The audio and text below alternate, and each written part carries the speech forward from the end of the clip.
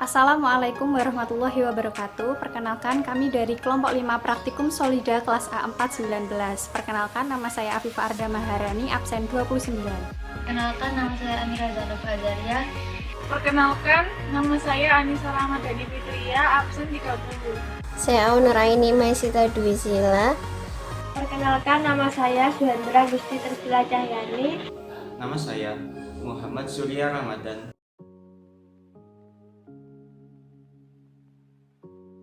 Dalam video ini, kami akan menjelaskan sebuah jurnal internasional dengan konteks granule effervescent.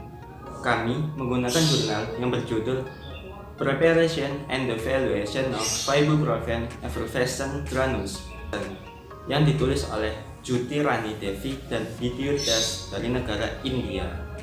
Jurnal ini dipublikasikan pada bulan Agustus tahun 2019 oleh Asian Journal of Pharmaceutical and Clinical Research melalui platform Innovate Academic Science.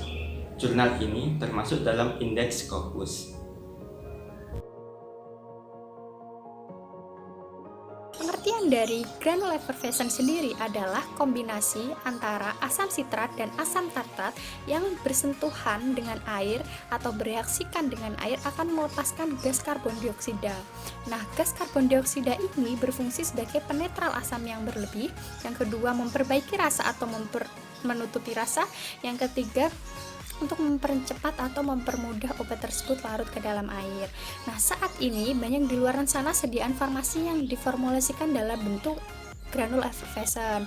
Nah, granule effervescent sendiri memiliki beberapa keunggulan, di antaranya yang pertama mudah diberikan, yang kedua mudah dibawa, yang ketiga memiliki efek terapi yang cepat, yang keempat memiliki rasa yang lebih baik, yang kelima lebih stabil daripada sediaan cair lainnya. Nah, di dalam artikel penelitian ini penulis mencoba untuk memformulasikan granule effervescent dari obat ibuprofen. Nah, tujuan dari penelitian ini adalah untuk merumuskan 5 formulasi dari ibuprofen dengan konsentrasi atau dengan penambahan eksipien yang berbeda konsentrasi, di mana nanti akan diuji dan dievaluasi dan dipilih mana di antara kelima formulasi ini yang lebih baik atau yang layak diedarkan. Dalam jurnal penelitian ini saya akan membahas tentang bahan dan metodenya. Bahannya yaitu ibuprofen, asam sitrat, natrium bikarbonat, metanol dan povidon silang, dan asam tartarat, kalium bikarbonat, manitol dan fruscarmelos, laktosa, hidroksipropil, metil selulosa atau HPLC. Selanjutnya saya akan membahas tentang metode. Yang pertama yaitu studi preformulasi. Studi preformulasi adalah cabang ilmu farmasi yang menentukan sifat fisikokimia suatu zat dan eksipien yang digunakan dalam formulasi. Tujuan dari studi preformulasi ini adalah untuk memilih zat yang tepat, mengevaluasi sifat fisiknya, dan menghasilkan pemahaman menyeluruh tentang stabilitas bahan. Penggunaan dari studi preformulasi ini adalah untuk memaksimalkan peluang dalam merumuskan produk yang mudah diterima, aman, manjur, dan stabil. Preformulasi ini mencakup sifat organoleptik, studi kelarutan, pengujian kadar, titik leleh, penentuan panjang gelombang atau lambda maksimum, persiapan kurva kalibrasi, dan studi Fluorine Transform Infrared atau FTIR. Sifat organoleptik meliputi warna, bau, dan rasa. Yang kedua yaitu persiapan granule effervescent. Granule effervescent ini menggunakan metode granulasi basah. Semua bahan tertimbang dengan benar, terbentuk bubuk, dan diayak supaya menghasilkan ukuran partikel seragam yang tepat. Hidangan Cina yang bersih diambil dan semua bahan padat dipindahkan satu persatu. Tambahkan pelarut dalam proporsi sampai massa koheren, terbentuk dari konsistensi yang seragam. Massa koheren dikeringkan dalam suhu 30-40 derajat Celcius. Kemudian diayak dengan ayakan nomor 16. Kuantitas yang diperlukan untuk formula berbeda. Ketiga yaitu sudut istirahat. Granul yang disiapkan dibiarkan melewati sebuah corong dan tinggi atau H dan jari-jari atau R yang diukur. Dari sini, sudut istirahat, sudut antara tinggi dan jari-jari dihitung dengan bantuan rumus, yaitu tan pangkat min 1 dikali H bagi R. Kepadatan massa berat granul yang diambil dalam tabung ukur 100 ml tanpa memadatkan dan mempertahankan tingkat butiran yang tepat dan mengukur volume dapat dihitung menggunakan rumus berat bubuk yang diambil dibagi volume massa. Kepadatan tersadap yaitu berat bubuk tertentu diambil dalam tabung ukur 100 ml dan disadap 100 kali. Volume butiran diukur setelah selesai mengatur dan mengukur volume dan dapat dihitung menggunakan rumus berat butiran dibagi volume yang disadap. Dan kepadatan tersadap, rasio Hausner ini digunakan untuk menentukan sifat aliran granul. Waktu effervescen secara in vitro.